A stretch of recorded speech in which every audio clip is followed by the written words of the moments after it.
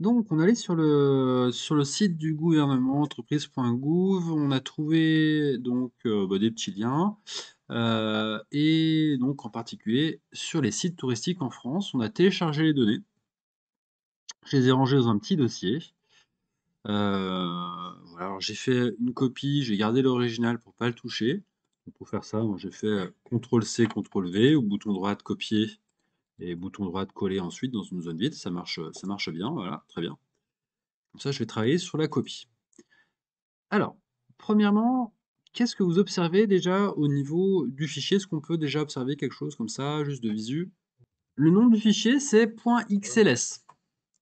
Donc, il a été fait avec une ancienne version d'Excel, hein, ou alors la personne a jugé bon de l'enregistrer dans un format un petit peu plus ancien. .xls, donc c'est la version 97-2003 d'Excel. Voilà. Bon, allez, c'est pas grave, on va quand même ouvrir le fichier, on va regarder ce qu'il y a dedans. Voilà, Memento, parfait. À chaque fois que je télécharge un fichier qui vient d'internet, sur les nouvelles versions d'Excel, on a un petit avertissement qui nous dit, bah voilà, potentiellement, il y a un risque. Euh, Ça vient du gouvernement, a priori c'est sûr. Je vais activer les modifications. Pour pouvoir faire des modifications sur le document, on est obligé de cliquer sur ce bouton. Alors, très bien, on a un document avec plusieurs feuilles.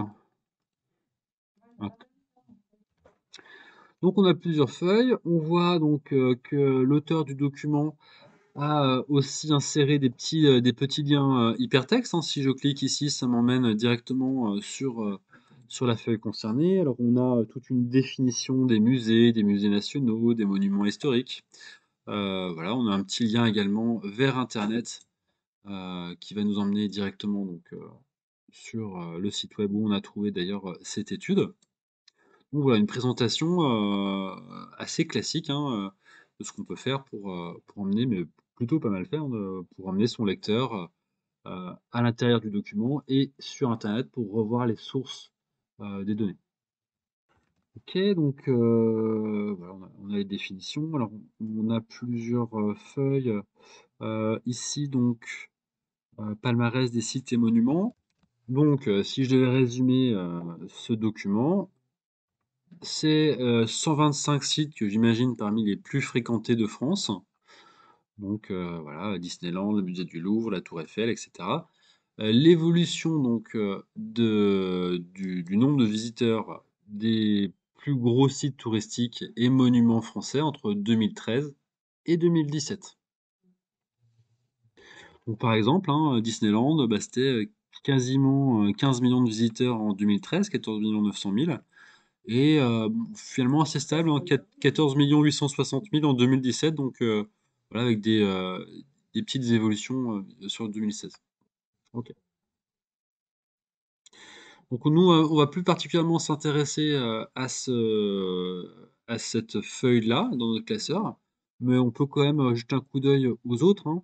Alors là, donc sur la feuille musées nationaux, on se retrouve donc sur une liste des musées nationaux, effectivement, avec entrée payante, entrée gratuite, entrée totale. Donc c'est pour l'année 2017.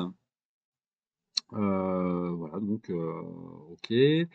On a les musées de France par département. Voilà, donc par exemple sur le département de l'Ain, on voit qu'il y a eu en 2016, là c'est sur l'année 2016, donc on a eu 108 000 entrées payantes en 2016, 47 000 entrées gratuites, donc pour un total de 155 000 entrées. Alors, on pourrait s'intéresser, hein, ce fichier-là pourrait être intéressant pour voir par exemple les régions avec le, le plus d'entrées donc au niveau des musées. Ça pourrait être quelque chose d'intéressant. En dehors de la région parisienne, évidemment, qui trust évidemment la première place, les premières places sur ce classement, on l'imagine. Voilà. Dernier point, voilà, on a les monuments historiques classés et inscrits par région donc, au 31 décembre 2017. Donc, un petit listing avec le total donc, de monuments classés par région et département. Donc nous, on va plus particulièrement s'intéresser, on va se faire une petite étude de cas sur palmarès, sites et monuments. Qu'est-ce qu'on pourrait se poser comme question par rapport à ce fichier? Qu'est-ce que vous poseriez, vous, comme question par rapport à ce fichier? Effectivement, on pourrait se poser une question sur l'évolution générale. Est-ce que le tourisme en France, sur ces sites les plus fréquentés, a tendance à augmenter, à baisser? Donc peut-être une évolution entre 2013 et 2017, peut-être une évolution par année aussi, on pourrait faire ça. On pourrait faire une évolution par site, pourquoi pas? Quels sont les sites qui ont le plus progressé et inversement les sites qui ont le plus baissé au niveau de la fréquentation? Donc ça serait des questions intéressantes. Alors on pourrait faire pas mal de choses effectivement sur les villes, voir les villes avec le plus de fréquentation touristique. Alors là, ça serait un peu biaisé parce que c'est uniquement sur 120 monuments, mais on pourrait effectivement, pourquoi pas regarder les villes les plus dynamiques sur ces classements-là. Pourquoi pas? On pourrait essayer de faire quelque chose comme ça. Bon, et bah très bien, on va commencer sur les évolutions. L'idée, ça serait par exemple de faire l'évolution donc entre 2013 et 2017, et pourquoi pas entre, euh, entre 2016 et 2017, ou est-ce qu'on le fait par année? Allez, déjà entre 2013 et 2017, et puis ensuite éventuellement par année. Entre 2016 et 2017, on va faire aussi, tiens, voilà. Donc, une colonne sur l'évolution entre 2013 et 2017, une colonne sur l'évolution entre 2016 et 2017. Ah, juste avant de commencer, on est en mode de compatibilité. Là, vous voyez, on est au format .xls toujours. Ce qu'on peut faire vu qu'on a une version d'Excel qui est plus récente, euh, ça serait quand même assez intéressant qu'on le passe en XLSX, parce qu'il y a certaines versions donc, qui n'existaient pas avant au format XLS, et si on enregistre toujours au format XLS, bah, si on utilise des versions plus récentes, elles pourront ne pas fonctionner en XLS. Alors, je vais faire fichier enregistrer sous. Je vais rester donc dans le dossier que j'avais choisi préalablement, et je vais enregistrer ce fichier-là. Je vais changer le format, vous voyez là, ici dans type, je vais passer au format XLSX.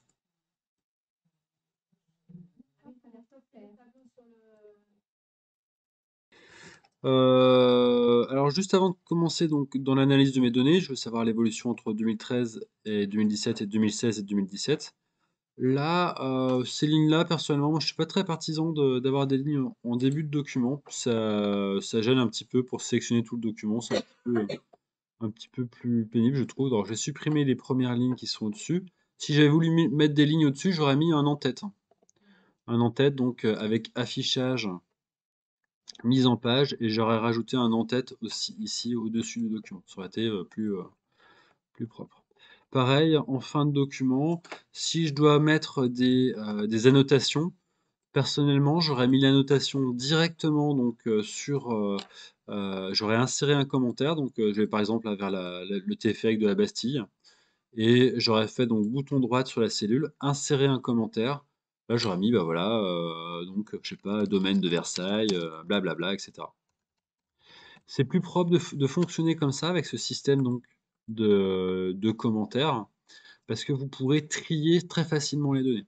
Le risque en mettant les données en dessous ici, c'est que si je sélectionne tout le tableau en faisant CTRL A, il va me sélectionner également les lignes du dessous, là, les annotations. Et du coup, elles vont être mélangées partout dans mon tableau, ça va être moche. Voilà. Donc, je ne vais pas remettre les annotations. Les annotations sur Excel, on fait un bouton droit sur la cellule. Et c'est donc insérer un commentaire ou supprimer un commentaire. Je crois que sur les nouvelles versions maintenant, ça s'appelle plus comme ça. Si vous avez donc Microsoft 365, je crois qu'il y a une deuxième petite option sur insérer un commentaire. Alors, ça a changé maintenant. Sur la nouvelle version, les commentaires s'appellent notes. Il faudra insérer une nouvelle note si vous voulez faire comme ce que je viens de faire ici, la petite note, le petit commentaire qui est ici. Et insérer un commentaire dans les nouvelles versions, ça correspond à une espèce de commentaire euh, un petit peu différent en termes de présentation. Bon, je ne l'ai pas à titre personnel, je ne pourrais pas vous montrer, mais voilà. Bon, voilà. Insérer donc un commentaire à l'intérieur d'une cellule, c'est plus pratique, c'est mieux que de faire ça comme ça en termes de présentation. Donc je vais supprimer personnellement ce qu'il y a en dessous de mon tableau et je vais faire bouton droite. Voilà, comme ça on a quelque chose qui est parfaitement structuré. On n'a que des colonnes. Si je veux sélectionner quelque chose, je fais CTRL A, j'ai pas à me poser la question de ce qu'il y a en dessous. Ça marche très très bien, ça sera beaucoup plus efficace pour gérer cette petite base de données. Alors juste avant effectivement de passer à cet aspect visuel, on m'a signalé également que voilà, il y a un petit truc, regardez bien, entre on passe de la colonne I à K. Il y a un truc bizarre, il y a une colonne cachée. J'aime pas trop ça personnellement, j'aimerais bien savoir ce qu'il y a derrière. Alors regardez ce que je vais faire. Je sélectionne la colonne I jusqu'à K. Je vais agrandir légèrement un petit peu l'une des colonnes. Et là, pour voir ce qui se cache derrière.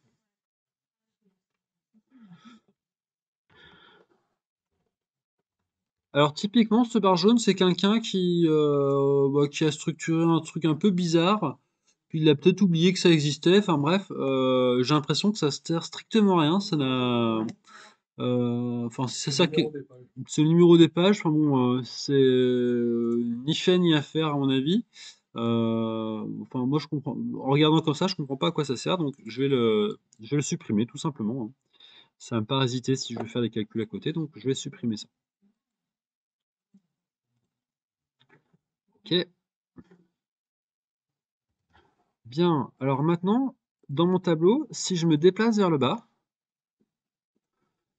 ou si je me déplace vers la droite, ça pourrait être assez sympa de garder au moins la première ligne, ou alors la première ligne, et puis peut-être le nom du site ou d'événement, mais il est un peu gros quand même, alors faudrait qu'on le réduise un petit peu, qu'est-ce que ça donnerait? Allez, tant pis, on va garder uniquement la première ligne. Je vais aller donc dans Affichage, figer les volets, et je vais lui demander de figer la ligne supérieure de mon document. Comme ça, si je me déplace vers le bas, hop, j'aurai toujours cette première ligne qui me permettra de visualiser si je suis en 2013, en 2015 ou bien visualiser l'année.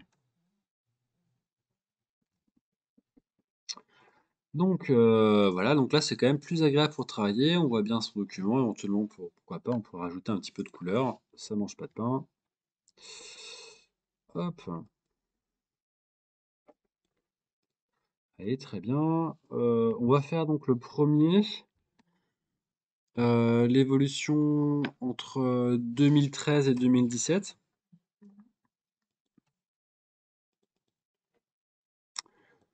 Hop, donc évolution, prenez bien l'habitude d'écrire si quelqu'un tombe sur votre tableau, qu'il puisse lui aussi comprendre où vous voulez en venir, quoi, hein. Si vous n'écrivez pas, on peut pas forcément le deviner. Bon, l'évolution entre 2013 et 2017. Donc le calcul d'évolution, on l'a vu ensemble. Si vous avez rappelé, si vous n'en souvenez plus, vous pouvez revoir bien évidemment le chapitre consacré au calcul des pourcentages d'évolution. Donc la formule, il y a plusieurs formules possibles. Voilà, par exemple, valeur d'arrivée divisée par valeur de départ, moins 1.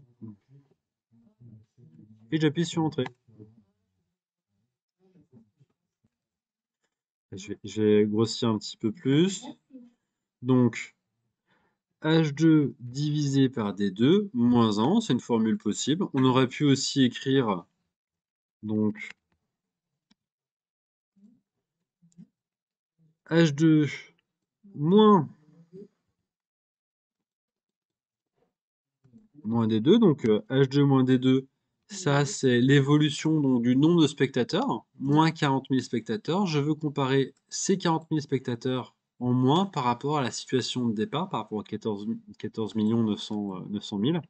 Donc H2 moins D2, entre parenthèses, divisé par la valeur de départ. Et là, donc, on est à moins 0. Alors, il faudrait... Là, le format n'est pas bon, hein. Il faut que je passe... je vais prendre toute ma colonne. Et toute cette colonne-là, je vais la passer au format pourcentage. Je pourrais cliquer sur ce petit bouton. Ou si je veux plus de détails, bouton droit, format de cellule, pourcentage, et je vais prendre 2 chiffres après la virgule. Voilà. Donc là, donc, sur ma première donnée, on a moins 0,27% de spectateurs entre 2013 et 2017, donc à Disneyland. Alors, une fois que j'ai fait le premier, évidemment, je ne vais pas m'amuser donc à recopier vers le bas à chaque fois la formule, je vais copier-coller vers le bas. Je peux aussi utiliser la poignée d'incrémentation, bouton gauche, je laisse appuyer, je descends vers le bas comme ça. Si je veux aller un peu plus vite, donc je me mets en bas à droite et je double-clique. Donc là, ça va copier-coller donc jusqu'à la dernière cellule de mon tableau, donc en 126. C'est parfait. On est pas mal. Il faut faire donc l'instruction, c'était de faire la même chose pour 2016 et 2017.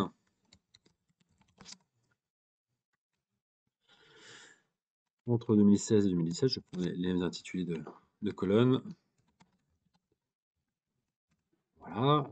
C'est le même raisonnement, hein, donc voilà, valeur d'arrivée divisée par valeur de départ moins 1.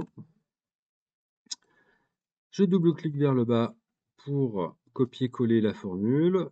Je passe au format pourcentage, 2 chiffres après la virgule. Et on est pas mal.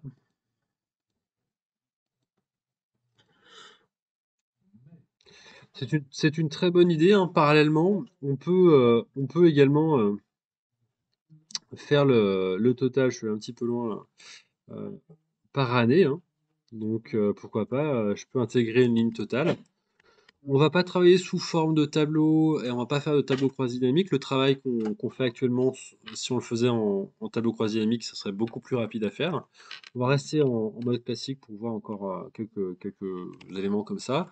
Effectivement, une ligne totale serait de bon augure, hein, pour justement savoir combien on a eu de visiteurs en 2013, donc de A2 jusqu'à A126. Hop. Et ensuite, je peux totalement copier-coller vers la droite, hein, sans aucun problème. Alors, sur 2013, il y a un souci, visiblement, hein. Ou c'est pas A2, c'est n'importe quoi. C'est D, évidemment, hein. Hop, voilà. C'est beaucoup mieux. Voilà, on va mettre un petit séparateur de milliers. Bon, des dixièmes de visiteurs, ça n'existe pas. On va retirer donc les chiffres après la virgule. Et voilà, donc là, on a notre total ici. Pourquoi pas, effectivement, on peut faire des calculs d'évolution entre 2017 et 2013. Donc valeur d'arrivée divisée par valeur de départ moins 1. Pourquoi il met un petit message d'erreur là?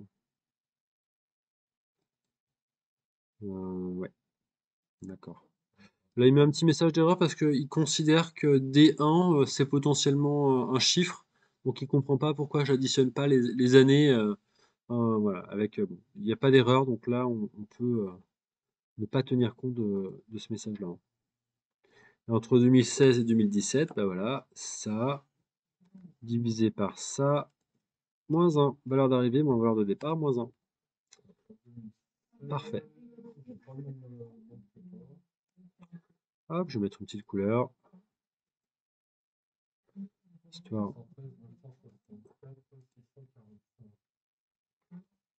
Pour rappel, hein, quand je fais un tableau sous forme de plage, je saute toujours une ligne entre le total et mon tableau à proprement parler, parce que comme ça, si je fais un CTRL A, je vais pas sélectionner la ligne totale.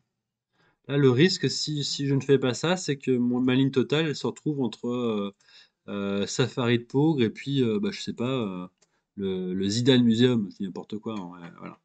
Vous avez compris l'idée. Donc attention, enfin, c'est une bonne pratique de laisser une petite ligne vide avant votre ligne totale. Parfait. Donc, qu'est-ce qu'on peut voir à la lecture de ces résultats? Comment on les interprète, ces résultats? Pour les totaux qui sont ici, on ne fait pas une moyenne de ces totaux-là. Évidemment, il faut comparer donc la valeur d'arrivée et la valeur de départ des totaux qui sont calculés ici, hein. Voilà. calcul d'évolution, on ne peut pas faire de moyenne avec les données qui sont au-dessus. Donc là, attention aux résultats, on pourrait être tenté de fanfaronner en se disant, bah voilà, 111 millions de visiteurs en 2013, 124 millions en 2017, donc sur les 125 sites les plus visités en France. Une évolution donc de plus de 10%. On pourrait être tenté effectivement de dresser un constat hyper positif. Alors si vous avez fait aussi entre 2015 et 2016, vous pouvez comparer qu'il y a une légère diminution, hein, c'est l'année des attentats, donc voilà, d'où une diminution de la baisse de la fréquentation des sites touristiques. Mais attention quand même vraiment à ces chiffres-là. Moi, à ce stade-là de notre analyse, je ne communiquerai sur rien du tout. Pourquoi? Parce qu'on a pas mal de données manquantes. Donc en fait, vous allez comparer un périmètre, deux périmètres qui sont pas du tout équivalents. Il y a certains sites qui étaient ouverts en 2013, qui ont fermé en 2017, etc. Donc c'est très difficile de donner des conclusions à ce stade de notre étude. Ok. Alors effectivement, on pourrait faire une formule pour ne pas comptabiliser effectivement les sites, peut-être avec un si, effectivement. On pourrait aussi peut-être tout bêtement filtrer hein, les sites qui n'apparaissaient pas en 2013 pour se retrouver uniquement avec les sites sur lesquels on a des chiffres pour toutes les années qui nous intéressent. On pourrait travailler comme ça. C'est pas, ça serait bien, en tout cas, dans notre analyse, d'utiliser les filtres. Ça serait une solution facile pour qu'on puisse comparer les évolutions sur un périmètre équivalent. Et bah, c'est parti. C'est parti. Allons-y. On va filtrer les données alors, on va s'intéresser aux évolutions entre 2013 et 2017. J'aimerais donc ne pas avoir les sites comme le site de La Flèche, par exemple. J'aimerais pas avoir les sites sur lesquels il n'y a pas de données, soit en 2013, soit en 2017. On essaie de filtrer ces données donc pour retirer tous les sites sur lesquels on n'a pas de données, soit pour 2013, soit pour 2017. Donc pour filtrer, donc pour, euh, pour filtrer, je sélectionne toutes mes données. CTRL A, j'ai sélectionné toutes mes données. L'avantage d'avoir sauté une ligne en bas, c'est qu'évidemment, bah, la ligne totale ne sera pas comprise dans ma sélection. Donc, première étape, CTRL A, je sélectionne toutes mes données. Je peux sinon aller sur la première cellule, descendre vers le bas, etc. Comme ça, j'en ai pour un petit moment, sachant que c'est un grand tableau. Hein. CTRL A pour sélectionner. Je me mets à l'intérieur du tableau et CTRL A. OK. Pour mettre des filtres, soit dans Accueil, là j'ai un petit raccourci pour filtrer, soit je vais dans Données et Filtrer. OK. Donc pour filtrer, là, j'ai pas envie d'avoir les données manquantes en 2013. Je vais aller sur l'année 2013. Au lieu de sélectionner tout, je vais aller tout vers le bas. Alors tu vois là, j'ai ND et NE. Ça veut dire que c'est les sites pour lesquels il n'y a pas eu de données. Pas de données ou le site n'était pas encore en exploitation. Donc je vais décocher là les deux qui ne m'intéressent pas. Je clique sur OK.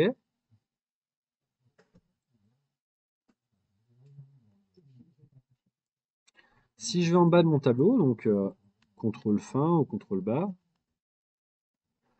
est-ce que ça a changé les données ou pas?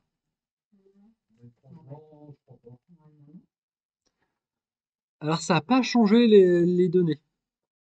Il y a quelques données qui ont été filtrées. Là, le site de La Flèche là, qui est en bas, il a bien disparu. Par contre, les données n'ont pas changé vers le bas. En fait, la fonction somme classique, que la donnée soit visible ou qu'elle soit invisible, elle est quand même comptabilisée. Donc là, donc on voit bien que les données ont été filtrées. Il y a un petit filtre qui apparaît dans ma colonne.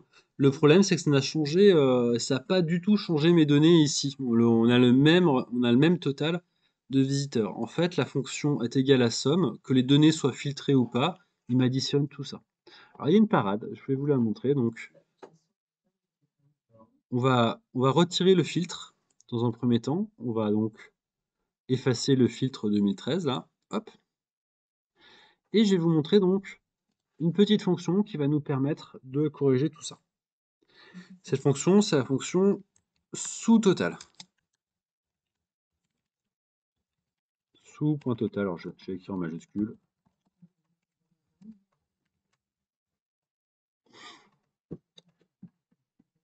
La fonction sous-total, en fait, elle va vous afficher le résultat uniquement des données qui sont visibles. C'est-à-dire que si certaines données sont filtrées, il ne va pas les additionner dans le tableau. Ok, on essaye? Donc je me mets en dessous de 2013, j'ai bien retiré mes filtres au préalable, hein. Et je vais dire, bah voilà, est égal à sous-total.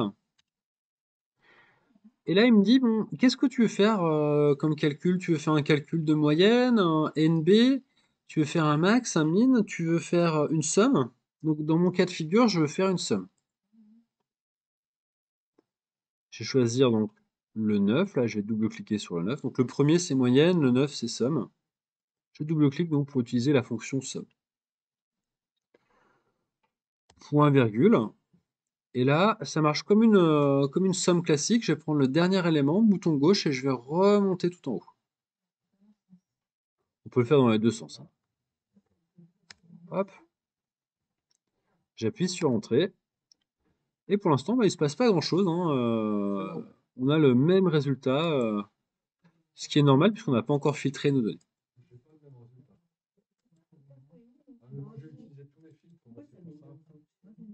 Donc retirez bien vos filtres hein, quand vous faites ça, hein. Ok, donc voilà, j'ai fait ça. J'ai changé le format pour mettre un séparateur de milliers, pour retirer les virgules. Là, je peux totalement donc incrémenter vers la droite, copier-coller vers la droite. Les résultats seront strictement les mêmes.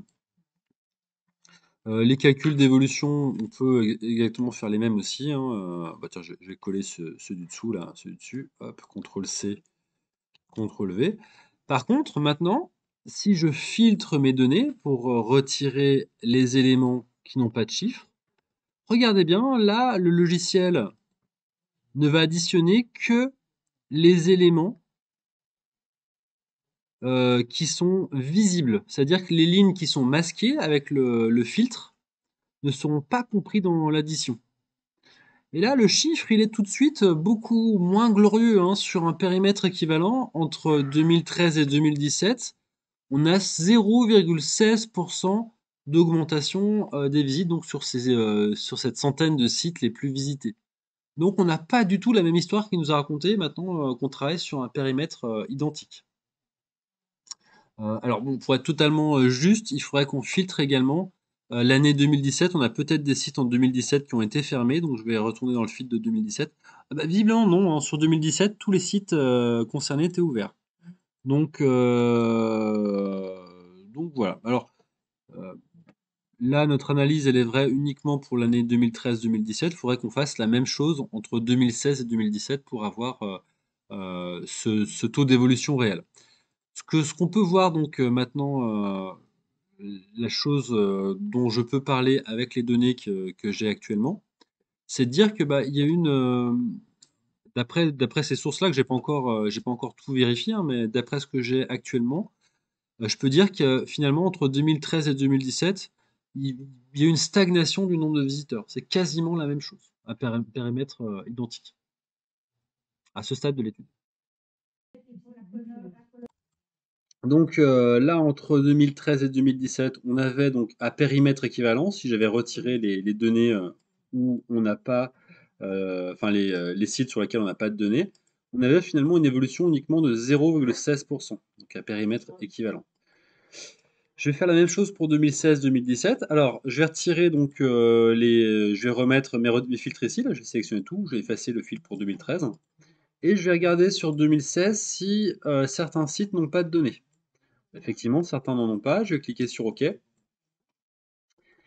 Et là, entre 2016 et 2017, je vois quand même une grosse évolution, hein. Alors, il devait y avoir un ou deux sites sur lesquels il n'y avait pas de données. Ils ont été filtrés, ça y est. Et j'ai quand même une évolution alors qui est un petit peu moins de ce que j'avais initialement, mais qui reste quand même 9,50%. Si vous mettez un filtre sur 2013, là par exemple, la flèche qui sera là, elle va non seulement disparaître pour l'année 2013, mais aussi pour 2014, 2015, 2016, 2017, hein. On n'aura plus du tout la flèche.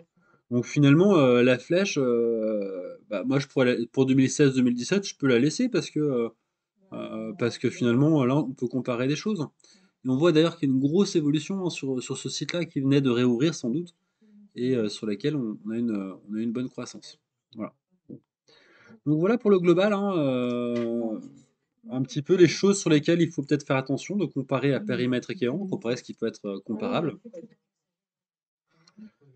Ok, donc voilà, on a entre 2016 et 2017, a priori, une augmentation assez importante.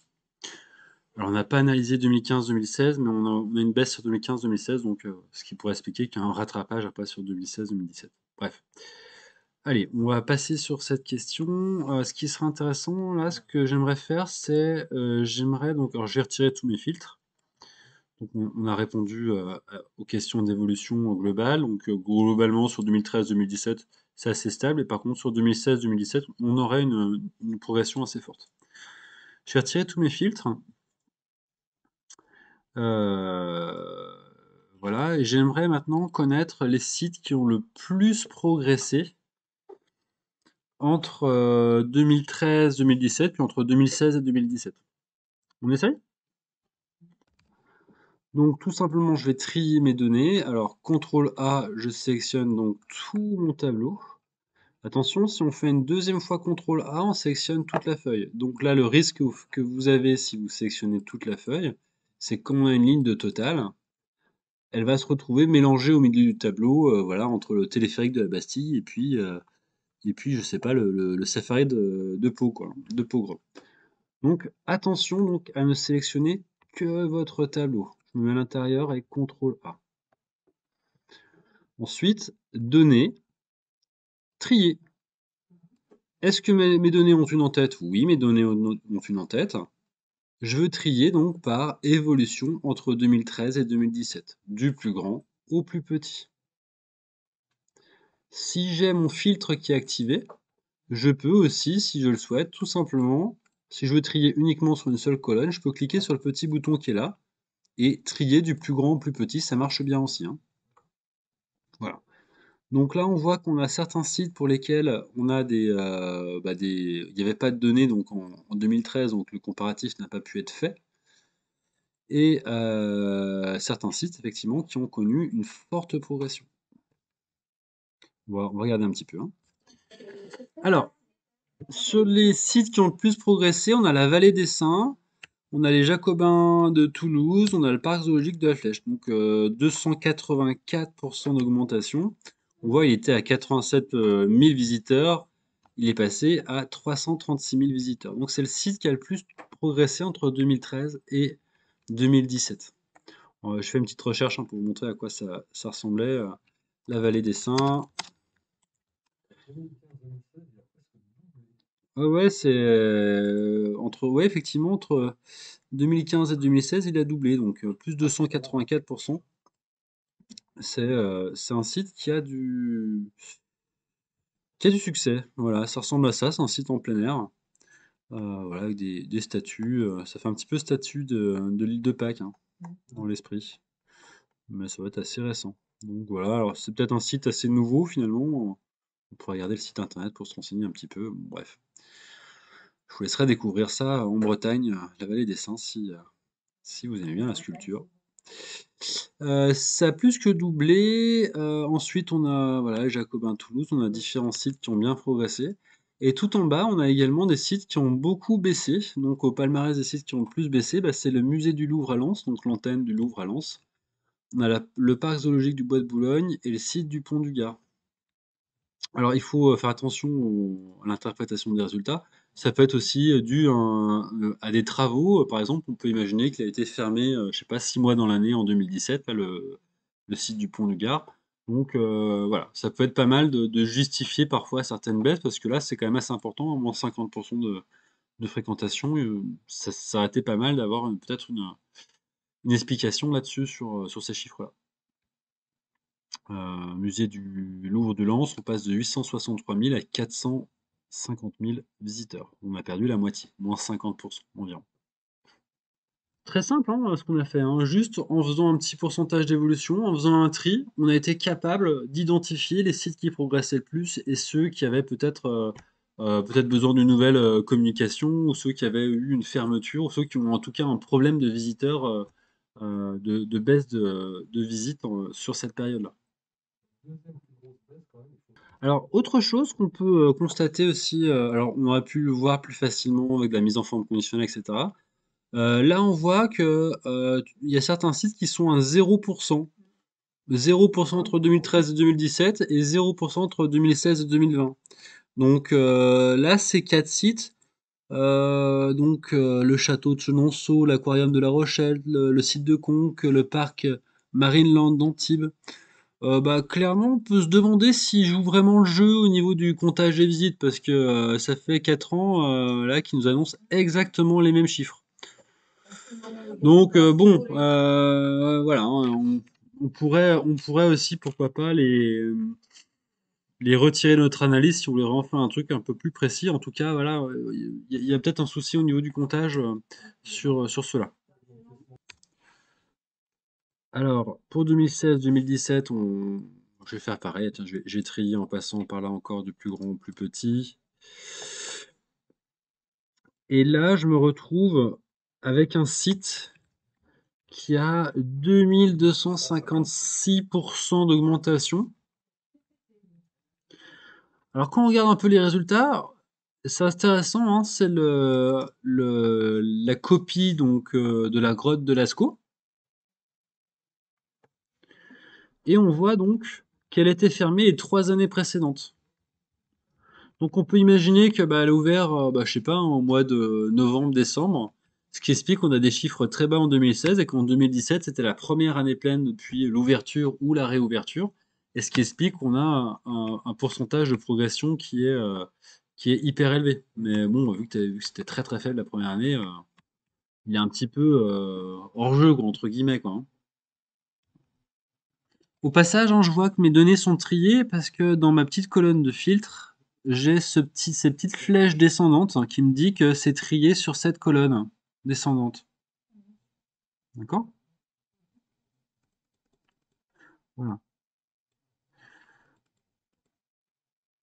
Les autres sites, on a la libellule à la flèche, la cité du vin, la cathédrale Saint-Just et Saint-Pasteur, etc. Voilà, on a deux, trois choses. Alors, je sais pas, la libellule, allons voir ce que c'est.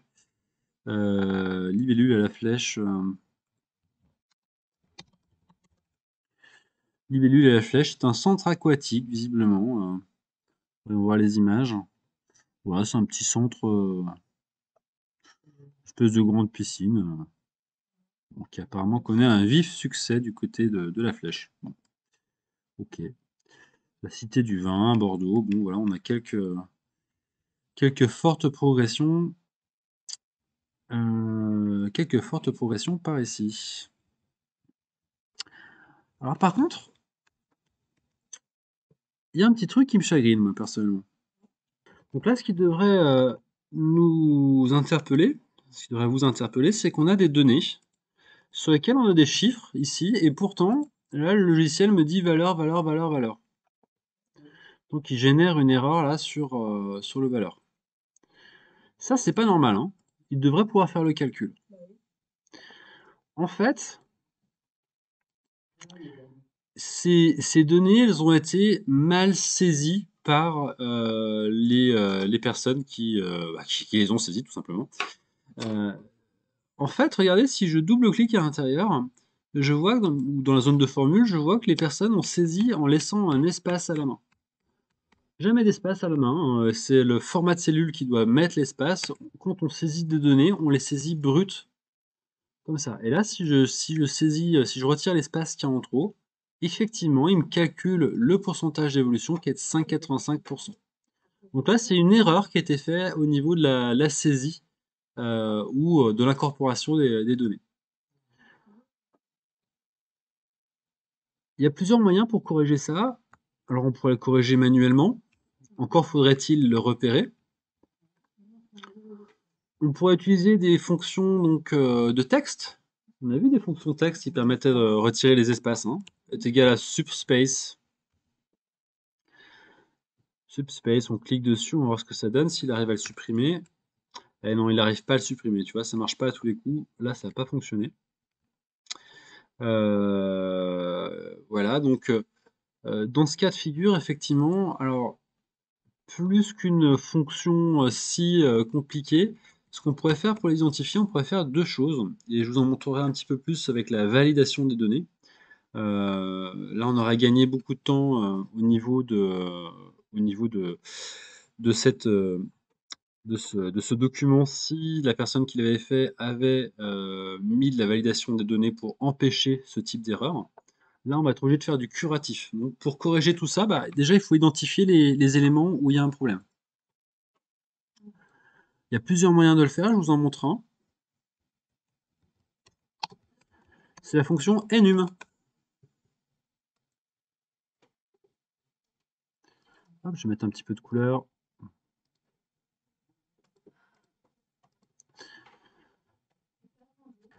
La fonction enum, je vais demander donc, je vais faire un test de logique. Je vais demander à Excel, est-ce que c'est des numéros ou est-ce que c'est pas des numéros?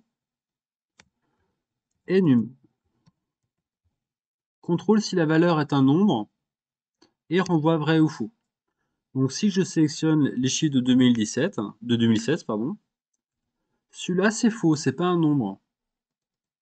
Ça c'est vrai, c'est des nombres, etc. Donc je pourrais trier par la colonne K. Bon, le fait que j'ai déjà fait mon tri sur les évolutions entre 2016 et 2017, ça a déjà dû me permettre d'avoir les éléments. En faisant ça, donc je pourrais trier sur cette dernière colonne.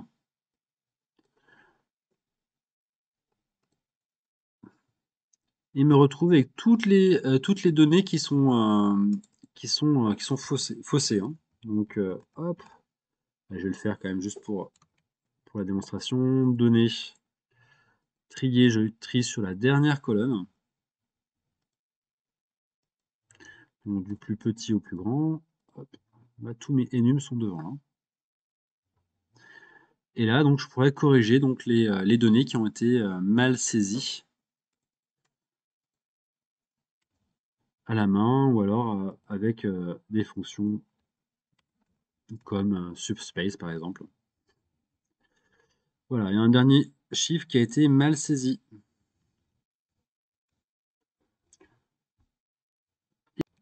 J'ai pu corriger donc mes données. Si c'est un numéro, il me renvoie vrai. Si c'est pas un numéro, il me renvoie faux. Et donc, des numéros avec des espaces et des symboles bizarres, bah, le logiciel les interprète comme du texte, donc il ne peut pas faire de calcul à partir de ce texte-là.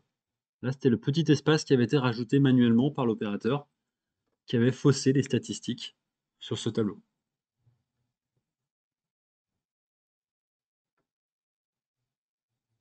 Donc quand j'ai trié sur la colonne K, j'ai trié donc du plus petit au plus grand. Vrai c'est égal à 1 et faux c'est égal à 0. Donc en triant du plus petit au plus grand, j'ai tous les faux, tous ceux qui n'étaient pas des nombres, ils étaient au-dessus de la pile. Et c'est comme ça que j'ai pu les corriger facilement à la main. Une fois que c'est fait, j'ai plus besoin de la colonne K, je la supprime, tout simplement. Alors pour que le travail d'analyse soit complet, vu qu'il y avait des erreurs dans la colonne G, idéalement il faudrait que je vérifie toutes les colonnes, hein. Parce qu'il y a peut-être eu des erreurs ailleurs, hein. Voilà. Donc on pourrait faire encore plein de choses hein, sur ce tableau, voir un petit peu comparer le Paris par rapport à la province, comme ça a évolué à Paris par rapport à la province, sachant qu'il y a eu des événements en plus euh, importants durant cette période d'analyse. Voilà, donc on pourrait faire plein de choses encore. C'était simplement une petite approche euh, pour vous montrer comment on faisait pour se poser des questions quand on reçoit ce type de fichier, comment on fait pour l'interpréter, ne pas aller trop vite aussi dans l'interprétation des chiffres, bien vérifier ce qu'on raconte, bien vérifier le périmètre d'analyse, etc. Et puis aussi parfois identifier les erreurs qui ont été faites sur ce fichier-là. Voilà en tout cas pour ce petit cas pratique, bon, qui pourrait être encore continué quelques temps. Effectivement, donc on a quand même ce petit, peut-être pour en conclusion, on a ce petit truc valeur qui est pas super chouette à rendre dans un tableau. On pourrait corriger ça en faisant donc bah, s'il manque la valeur initiale, en faisant un lissé sur 3 années, et puis en mettant un petit astérix, bah voilà, il nous manquerait cette donnée, elle a été lissée, etc., etc. Ça risque d'être assez compliqué parce que certaines fois on a l'année 2014, d'autres fois on n'a carrément pas 2014. Donc c'est faisable, hein, mais ça risque d'être un petit peu longuet, puis il faudra mettre des astérix pour prévenir notre lecteur que bah, c'est pas exactement les mêmes comparaisons, les mêmes chiffres qu'on a comparés. Si on veut simplement masquer ou mettre un petit message d'erreur en disant bah voilà, désolé, on n'avait pas les données, on peut tout simplement faire un si erreur. Je me mets juste avant ma formule de calcul du taux d'évolution. Et je lui dis, bah voilà, si erreur, calcule-moi ça. Donc, il me manque une parenthèse. Calcule-moi H2 moins D2 divisé par D2, donc valeur d'arrivée moins valeur de départ divisé par valeur de départ. S'il y a une erreur, bah tu m'affiches données indisponibles.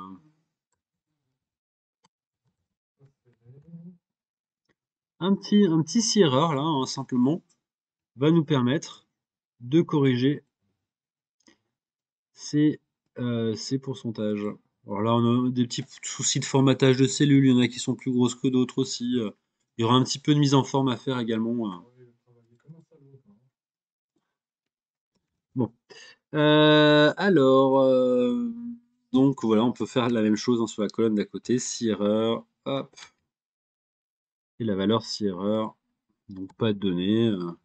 Ou alors rien du tout, hein, je mets deux guillemets comme ça, hein, pourquoi pas. Hein. Données indisponibles.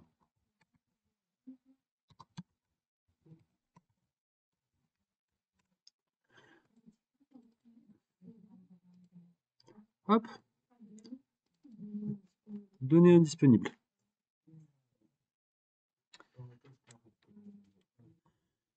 Hop, allez, j'ai supprimé la colonne K et je vais clôturer ce cas pratique. Toc.